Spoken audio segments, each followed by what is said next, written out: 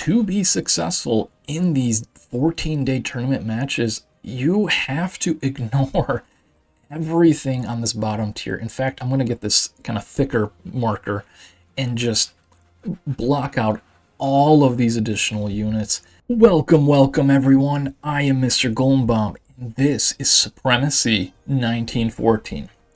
And now that we have reached day number 10 of this 5v5 round one, maybe match one, let's call it, of the end of year Supremacy 1914 tournament, we're in a good position to assess resource investments specific to this 15-day, let's call it 14-day tournament, since you really get 14 full days, and what makes sense and what doesn't make sense. Because you can always build a level 4 factory and aerodomes and railroads and all this on, day 11, 12, 13, 14, and maybe it even finishes in time. But did you really get any return on this investment? Are you getting the bonus resource production? Are you getting additional morale that may help? Will the game end before you get a return on investment for all this resource production? I mean, if you build a battleship right up until the very end, are you going to get any use out of it? Let's talk about it. There's a lot of these strategies that just do not make sense on a 15-day, 14-day tournament map. But let's talk about it. Let's get into some of the details here. On day number 10, we have been able to complete a level 2 factory, and we are going ahead with a level 3 factory to continue our cruiser production. Now, we don't have a premium account, so we weren't able to perfectly min-max all of our building production and then unit production, but for the most part, we've been able to make sure that we had a harbor built in time, start building level factory as soon as it was available. Same thing with the level 2 factory, and then building these cruisers. And as you can see here, we're almost in the middle of day 10. Maybe you could have gotten this out a few hours earlier if you were more efficient than I was in this situation. But we have a cruiser that just finished completion, and let's say I needed to use this cruiser somewhere on the front. Let's reselect that. Let's go to move. Somewhere near the front of Great Britain. We would not get there for an additional 8 hours. Maybe if you have to go a bit further into the front, you would have essentially reached the end of day number 10 and hit day number 11. If you're getting cruisers out on the front at the beginning of day 11, you get all of day 11, you get day 12, 13, and 14. That's 4 days of utility. Now, cruisers aren't the strongest naval unit. As you can see here, they do have a decent damage of 10, especially when fighting against transport ships on the sea, so they can certainly turn the tide of an engagement.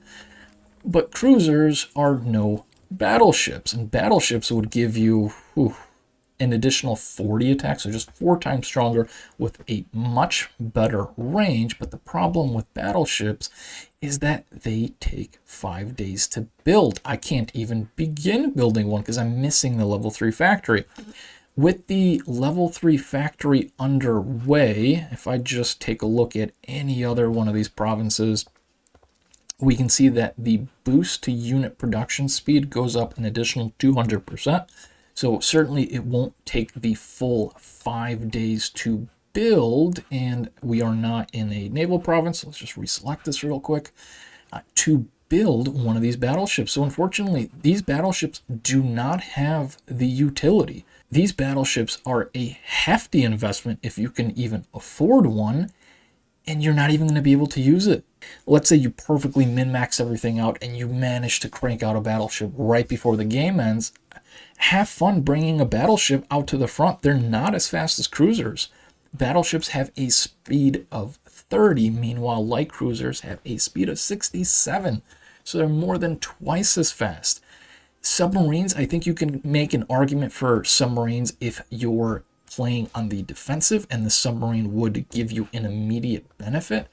But the investment is also massive.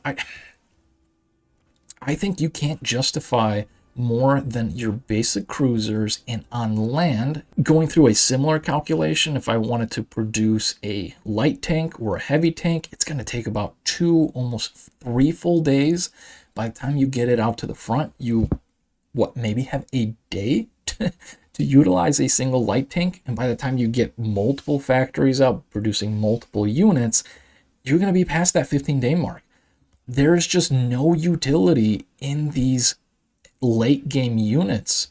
Taking a look at the sea, you can see here that we were able to spawn in Otto Hersing's submarine brigade to help us control the seas and clean up some of these small transport ships. I mean, at this point, the enemy is essentially out, but we can utilize their superior speed compared to transport ships. If we take a look here, they have a speed of 39. Meanwhile, a normal transport ship has a speed of 21. So that's significantly faster, though not as fast as a cruiser, I will say that. This guy will be able to sink a lot of transport units, and he has a damage of 40 against naval units and hit points of 65. Meanwhile, you compare that to a cruiser, their damage is significantly less than just this hero submarine unit, and they have less hit points. So if your opponent manages to get out a cruiser or even 2 on the front line, that can entirely be negated by like an Otto Hersing. Not to mention that you have 5 players on the map, which realistically, I think everyone has this hero unlocked to some degree or another. We don't always participate in all the operations, but but the lower tiers have lower requirements, so it's much easier just to get the hero. We're not even talking about his bonuses. He provides us with additional submarine attack boost. Okay, great, but we're not really going to get any additional submarines. Hit point boost, I will say this is good. So if you do manage to get him to level 15, this would be a massive boost for you. Submarine speed boost, he would benefit from that. So certainly a huge benefit as well. Maybe catching up to some cruisers if the cruisers have been damaged. But all you need is the hero. And if your opponent has all of these cruisers, and realistically, it's going to be 1 nation or 2 that have the necessary coastal provinces, even double provinces, because arguably it's not going to be worth the investment to invest in, let's say, a single wood province if you're Sweden. Instead, you'd be investing in this double fish and double steel province, which again are also a little bit further away from the front line. So that's all added travel time. But let's say he's able to invest in 2 cruisers being built, and maybe the Germans are able to build one over here in Berlin.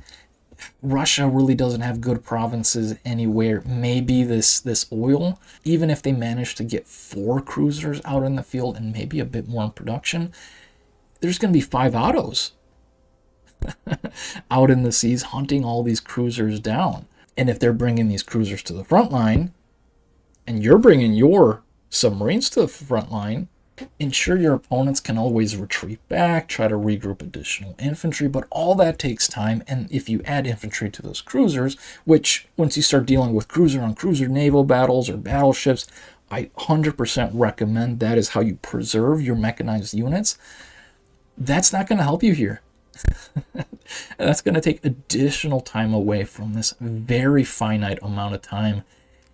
On land, it's a similar situation. Now, even let's say artillery, I mean, it's a ranged unit, and it can certainly have, and it certainly has a utility on the battlefield, even if it's just a counter to some of the really high-level Tatianas that are out there.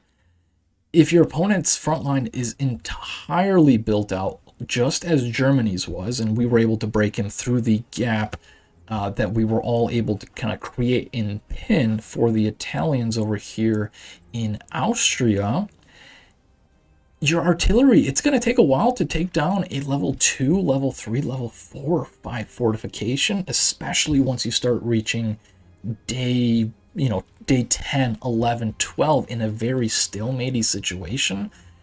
I'd say you're arguably better off investing in key fortifications boosting your morale and freeing up some of your soldiers for a counterattack or a surprise maneuver, just trying to get some good trades and create an opening, rather than trying to save for artillery or other late game production buildings.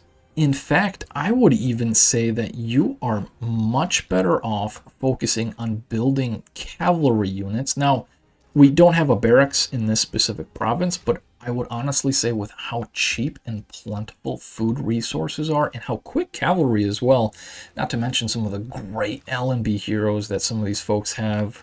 Our L&B, we kind of let him go. He's only level 1. So the bonuses are minimal.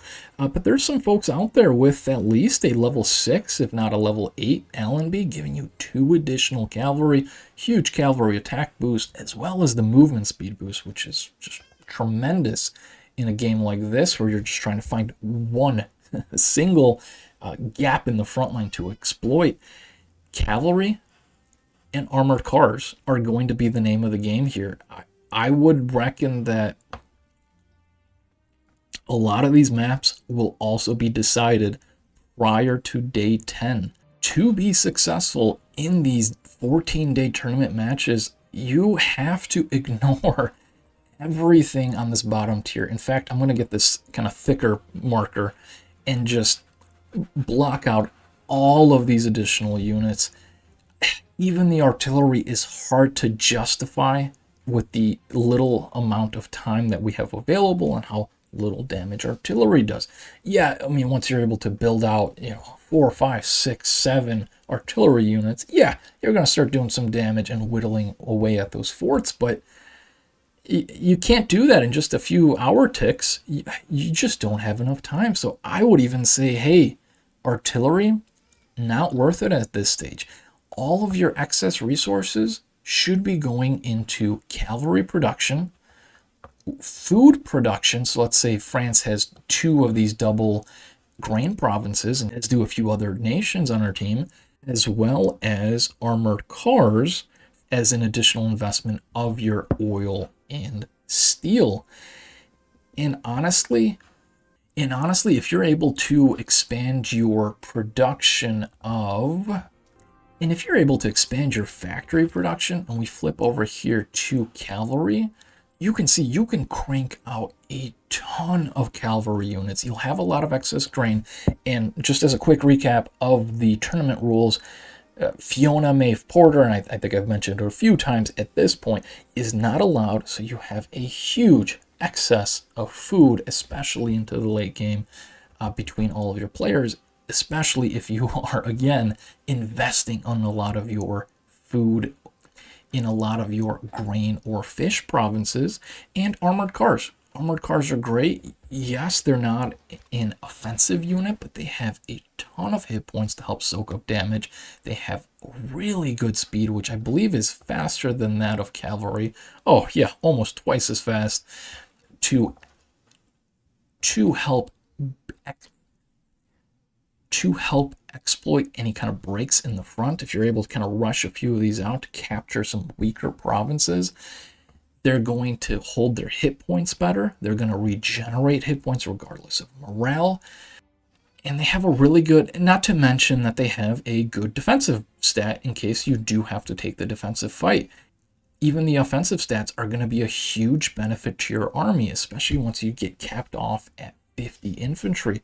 It's going to be decided by the amount of cavalry you have in your army, the cavalry hero bonus you have. Lawrence is great, and I think he's great and Lawrence is great earlier on with smaller engagements. He's essentially like a mini tank, but in order to get the full benefit of all this cavalry you're going to be building, you're going to need Allenby in this situation.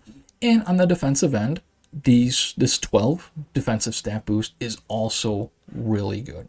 And there you have it, folks. In terms of unit composition, as much as I'd love to start building some of those mid to late game tier units, it's all going to be decided by cavalry and armored cars. Any kind of excess resources that you do have that you're not just trying to stave off starvation or to kind of stave off deficits your nation may be having in any of the resource types, you're going to be making cavalry, you're going to be making armored cars. The more food you have, the more cavalry. The more oil or materials you have, the more armored cars you'll be able to produce. There's no optimal army composition outside of getting more units out than your opponent. The player with the larger cavalry stack is most likely going to win against the player with the smaller cavalry stack and armored car stack at this point. Let me know if you agree, disagree, would prefer different unit compositions. You believe that maybe you can get some cruisers or battleships out a little bit sooner and survive a 5-player Otto Hershing. Hershing, is that his name? Yeah, Hersing. Okay, Hersing. Push. Let me know if you all agree, or you may have different strategies that you've utilized in these 15, 14-day tournament matches. Or even if you haven't, if you believe you have a good strategy, please leave a comment down in the description. If you've enjoyed the series thus far and you'd like to see more, we certainly appreciate likes and comments. And if you haven't subscribed, please feel free to subscribe. And if you haven't subscribed, I recommend hitting that subscribe button. And with that, we will see you all on the next one.